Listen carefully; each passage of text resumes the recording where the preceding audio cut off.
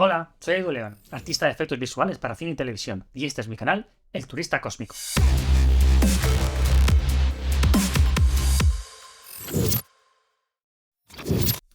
Desde hace relativamente poco, estamos siendo testigos del crecimiento exponencial de las inteligencias artificiales. Y aunque no es algo nuevo, sí que lo es que algunas de ellas estén disponibles para el público general.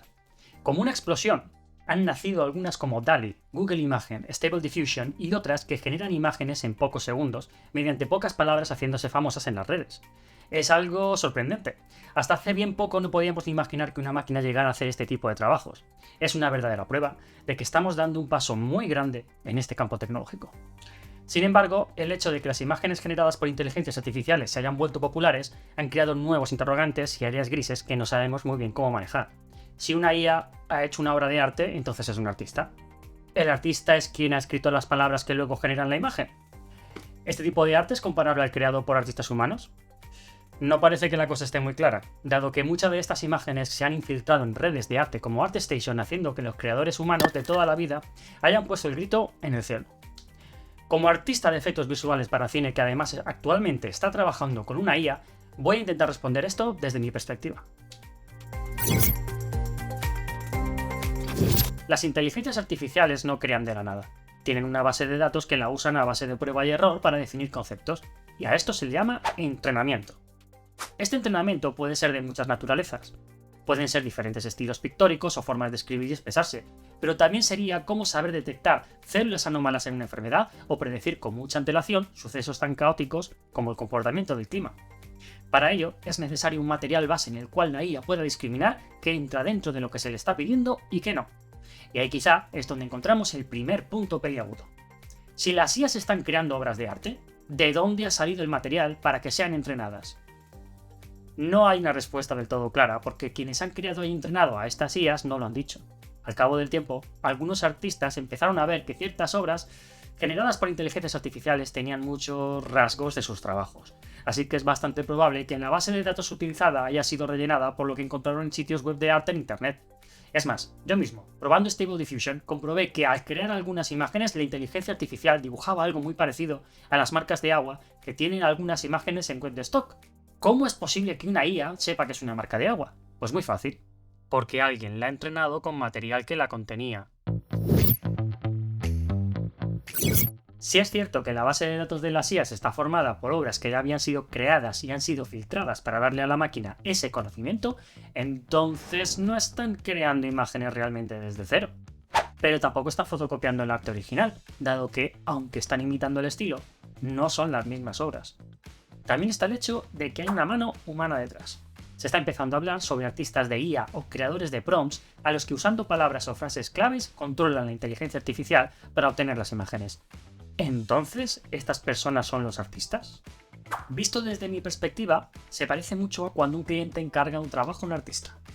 Si alguien quiere un cuadro pintado de una determinada manera, lo usual es que el cliente vaya a un pintor y le dé la información necesaria para crear esa obra. Pero aunque la idea de producción surge del cliente, eso no lo convierte en el artista en sí. Del mismo modo que alguien ordene a una inteligencia artificial crear un producto completo, no debería convertir a esa persona en un artista. Quizá entonces se forme una pregunta. Si crear una imagen con una IA no convierte a quien la usa en un artista, ¿qué ocurre con los que trabajan con software 3D o para videojuegos? Si utilizan un software que les procesa las imágenes, ¿no es lo mismo? No, no lo es. Los motores de render y de videojuegos son herramientas o espacios donde un artista puede desarrollar su arte, pero en ningún caso crear una imagen completa. Voy a simplificarlo con un ejemplo. Si quisiéramos una pizza para cenar, podríamos cocinarla mediante el horno que tenemos en la cocina, o llamar por teléfono directamente a la pizzería para que nos la traigan a domicilio. La pizza podría ser una imagen creada por ordenador. El horno, un software 3D con su motor de render, el cual introducimos nuestros ingredientes para elaborar el producto y por último, la llamada a la pizzería sería usar una serie de palabras para describir cómo queremos que sea lo que vamos a obtener. Lo importante quizás sería tener la pizza en nuestras manos, pero nadie en su sano juicio diría «Mira la pizza que he hecho, se ha llamado a la pizzería». ¿No? Aún así, las IAs también pueden tener la función de herramientas como un motor de render. Un ejemplo de ello es Copycat, dentro del software Nuke para elaborar efectos visuales para cine y televisión, y que precisamente es la que utilizo yo para trabajar. Esta inteligencia artificial sirve para extender y extraer información que luego servirá al artista para continuar con su trabajo. Aunque por supuesto, el mismo artista antes tiene que enseñar y entrenar a la máquina con la tarea que debe empeñar. Incluso, podríamos entrenar a la inteligencia artificial de forma que pueda ayudarnos en tareas que no son muy difíciles, como por ejemplo, quizá esquivar el valle inquietante cuando creamos un personaje en 3D en una película. Como ya estáis viendo, estos casos son muy diferentes al de las IAs que generan imágenes y que tienen una base de datos de origen un poco sospechoso. Si las inteligencias artificiales usan una base de datos con obras de artistas, también surgen más preguntas. ¿Los artistas humanos no hacen lo mismo basándose en obras de otros? Sí que lo hacen, pero hay mucho más. Los seres humanos creamos a partir de lo que aprendemos, algo que sería comparable al entrenamiento de una guía. Pero nuestra mente, aparte de que es mucho más compleja, está también expuesta al mundo real.